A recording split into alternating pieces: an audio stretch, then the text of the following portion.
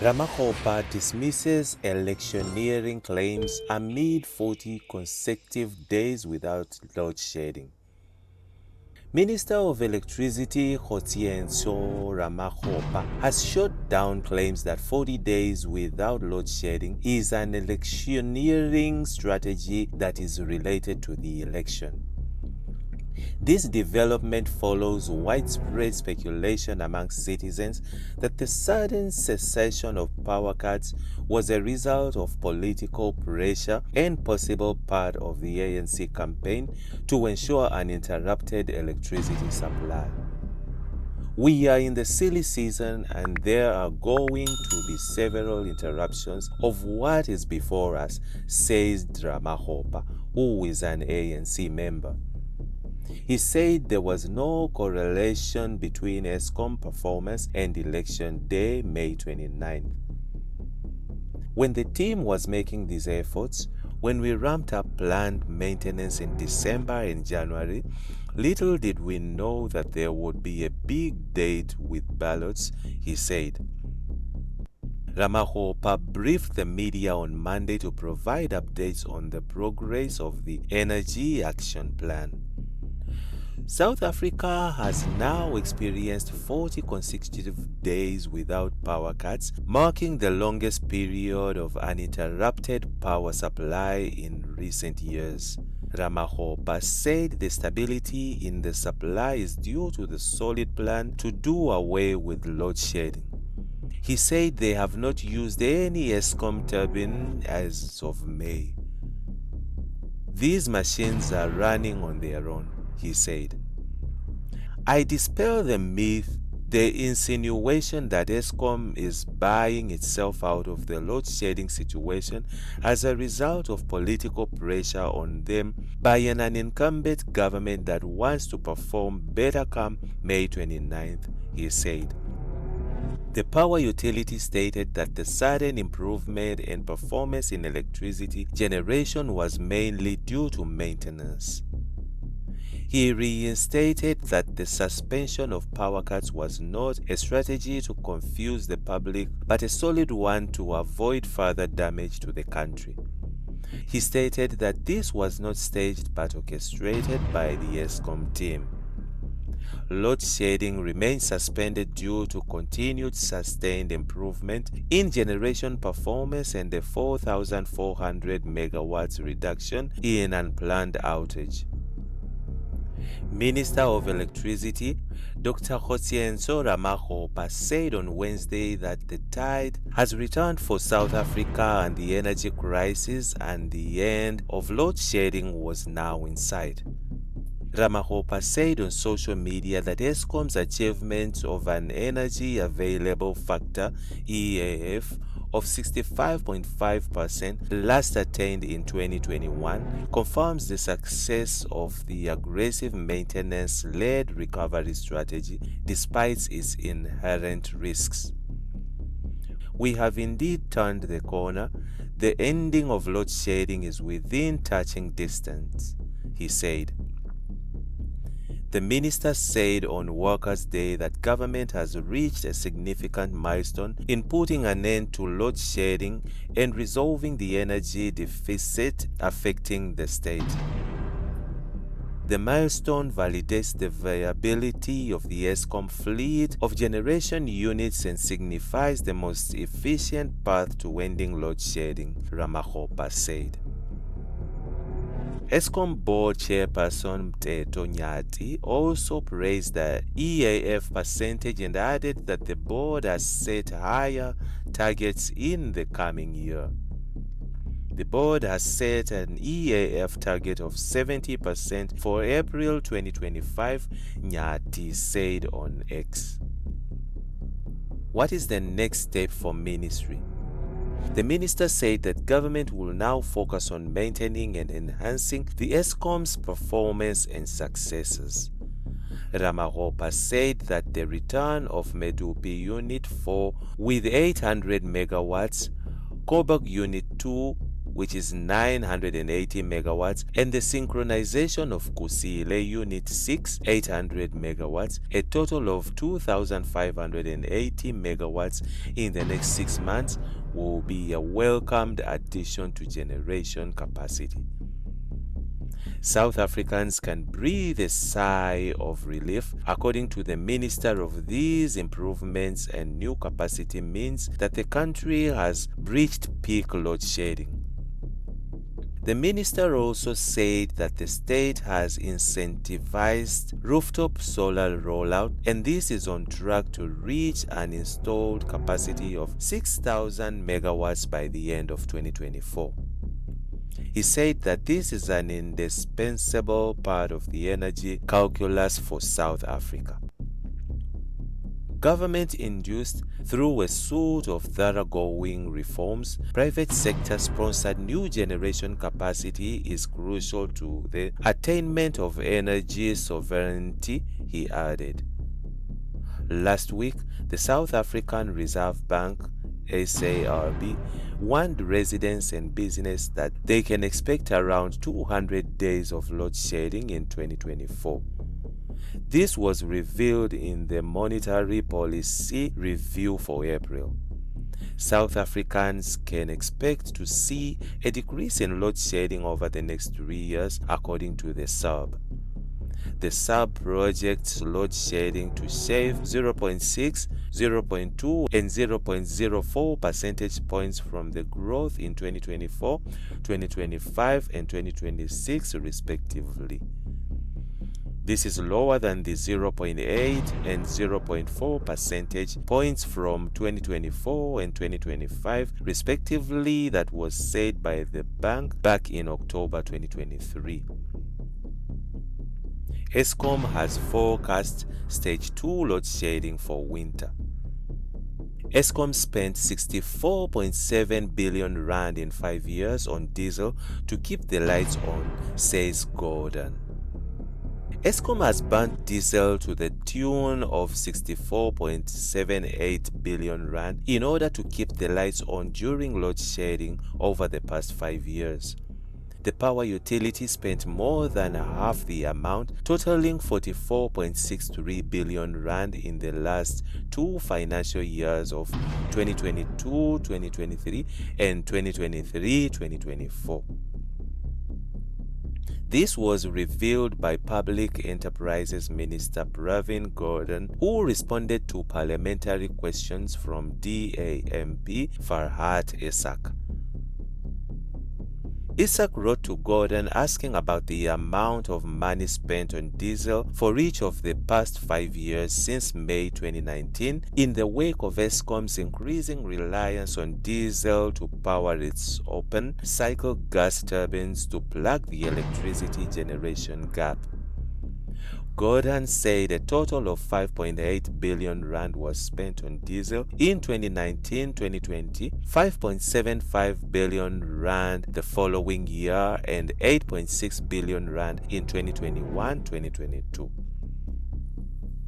The power utility burnt diesel to the tune of a whopping 21.25 billion rand in 2022-2023 and a staggering 23.38 billion rand in 2023-2024. Gordhan indicated that the amount spent in the financial year ending in March 2024 was a draft and was still to be audited. About 6.5 billion rand was recovered from the National Electricity Regulator of South Africa, NERSA. Eskom has suspended load shedding for almost a month now, which has sparked speculation that diesel was being used to power the open-cycle gas turbines as a ploy in view of the upcoming elections. Pressure is also mounting on Electricity Minister Kgosientsho Ramokgopa to provide details of the amount spent on diesel since load shedding was suspended. Earlier this week, Ramokgopa dismissed the suggestions that the suspension of load shedding was an election ploy and accused critics of weaponizing it and of using it as a campaign tool. Now we are very close to an election. All we are doing is executing the plan we had set, and suddenly Eskom is accused of many things. I can assure the South African public that the Eskom board will not do things that are politically short-sighted and will damage the South African grid, he said. But DAMP Mimi Gondwe said after Ramokgopa and Eskom board chair Mteto Nyati failed to provide clarity on Eskom's diesel use, evidence has since emerged that Eskom has been burning diesel at a rate and scale that dwarfs the annual budgets of the National Student Financial Aid Scheme. Gondwe said the roughly 65 billion rand spent on diesel over the past 5 years to fire open-cycle gas turbines equated to more than 1 billion rand of diesel spent per month over the same period. Burning copious amount of diesel at such unprecedented levels is unsustainable and partly explains why consumers were hit with double-digit tariff increase by NERSA.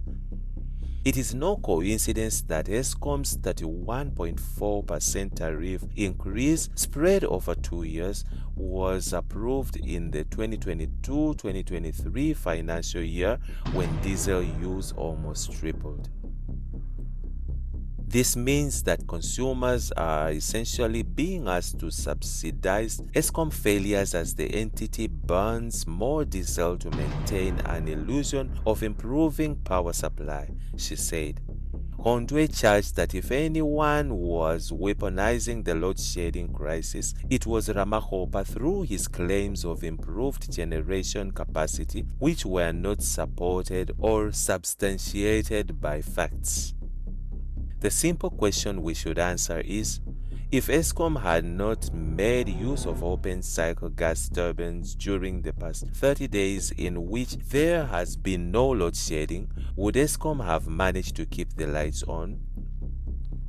On Thursday, the IFP called on Ramokgopa to come clean on how much has been spent on diesel since the suspension of load shedding, as Eskom has not tabled its budget for the 2024-2025 financial year. It is incumbent upon the Minister of Electricity to come clean and not engage in deflection tactics and clarify how load shedding is currently being avoided, including if planned maintenance has been suspended and if there are increases in diesel and coal usage. The IFP views the sudden suspension of load shedding as an election ploy, spokesman Mkuleko Nhlengwa said. He insisted that the supply of electricity was an electioneering tool, but that putting the whole electricity grid under pressure for political expediency could have disastrous consequences. Eskom was expected to host a State of the System and Winter Outlook briefing on Friday. Eskom says sustained electricity generation capacity and sufficient emergency reserves have been the key drivers to more than 29 days without load shedding, but energy analysts say there are also other reasons at play. Eskom said in response of BR questions that load shedding remains suspended until further notice. The utility would hold a briefing on Friday owing to the sustained generation capacity and adequate emergency reserves. And in contrast to some fears that the utility might be relying on its more expensive diesel-powered open-cycle gas turbines to keep the power on, Eskom said its OCGTs had predominantly been used through peak demands periods through April, which is in line with the OCGT design parameters. Although Eskom does not disclose the price it pays for diesel, it is less than what a motorist pays per litre. The SA Petroleum Industries Association said there were currently no problems in the supply of petrol and diesel to the country. Some 60% of diesel is imported and 40% of petrol. Geopolitical tensions in the Middle East and globally had also not impacted fuel supplies to the country. Business Intelligence MD and energy analyst Chris Yelland said there had been fewer unplanned breakdowns UCLF at Eskom recently compared to the same period last year, although there has also been increased planned maintenance outages PCELF compared to the same period last year. Consequently, the availability of the Eskom fleet EAF was similar to that of the same period last year. He said, however, a key factor was that demand for Eskom grid electricity continued to decline. The total electricity produced by Eskom last year in gigawatts hours was already at a 20-year low.